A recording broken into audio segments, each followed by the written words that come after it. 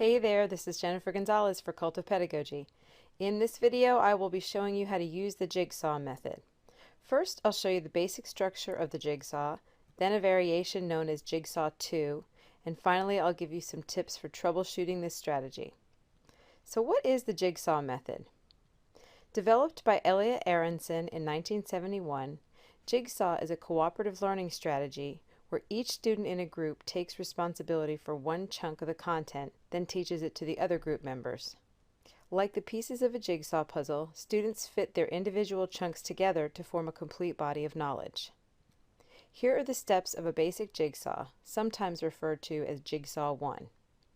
Step 1 is to divide students into groups of 4 to 6 people per group. Jigsaw works best when you have the same number of students in each team. So avoid having some groups of 4, some of 5, and some of 6. Later in this video, I'll show you what to do if you can't divide students into perfectly even teams. For this example, we'll assume you're working with a class of exactly 30 students who can be divided evenly into groups of 6. We'll call these jigsaw groups. Step 2, divide your content into 4 to 6 chunks. It's important to divide the content into the same number of chunks as the number of students in each group. So if you have 6 students per group, break your content into 6 chunks. If you're only going to have 5 students in each group, then you'll only need 5 chunks. Suppose you're a history teacher and you're doing an overview of different types of government. You could divide your content into these chunks: democracy, dictatorship, monarchy, republic, totalitarianism, and theocracy. By the way, these index cards just represent chunks of content. You don't need to use actual index cards to do Jigsaw. A chunk of content can be a section of a textbook chapter, a handout containing information, or an online resource. Step 3, assign one chunk of content to each person in the Jigsaw group. Each group has one person responsible for one chunk of the content. That person will be expected to teach that chunk to the rest of the group.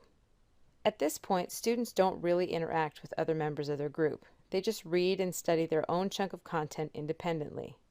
Then their independent study is fortified by the next step. Step 4, have students meet in expert groups. After each student has studied his or her chunk independently, they gather with all the other students who have been assigned to the same chunk. These are called expert groups. Within each expert group, students compare their ideas and work together to prepare some kind of presentation to give to their Jigsaw group. During this time, gaps in individual students' knowledge can be filled, misconceptions can be cleared up, and important concepts can be reinforced. Step 5, students return to Jigsaw groups.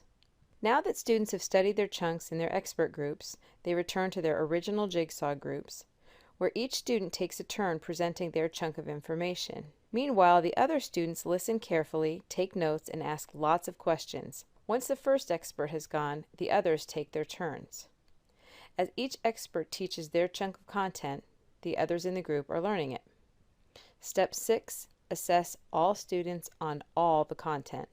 The assessment can be a simple quiz to make sure all students got a basic understanding of all the material. Be sure to include all content chunks in this quiz. Jigsaw 2 is a variation on the basic structure of Jigsaw. Developed by Robert Slavin in 1986, Jigsaw 2 makes one significant tweak to the basic Jigsaw. The difference is in how the assessment is treated. In Jigsaw 1, students are assessed individually and receive just one score. In Jigsaw 2, quiz scores are given once to individual students, then each group's scores are averaged to generate a group score. This builds in competition between groups and encourages students to work harder at helping each other learn the material well. Here are a few tips for troubleshooting this strategy. One problem you might encounter is this: what if students don't divide evenly? Now, ideally, you'd have a perfectly divisible group. But as we all know, that kind of perfection rarely happens, and even if you have perfection in your plans, one absent student can throw your whole game off. First, remember that you can create groups of 4, 5, or 6, and some Jigsaw advocates even allow for groups of 2 or 3. So that should help minimize extra students. Still, if you end up with a few extras, just assign 2 students in the same group the same chunk. Now, what if some experts don't teach the material very well? If this group is depending on this one student to teach them about monarchies and he's not the strongest student, that group is kind of out of luck. You can anticipate this problem when creating your groups. One thing you can do, if you have an uneven number of students, is to pair up two students on the same chunk who might be stronger together than they would be on their own. Also, it's the responsibility of the expert group to make sure that everyone is prepared to present their chunk to their respective jigsaw groups. If one student isn't really getting it, make sure the rest of the group gives that student extra preparation.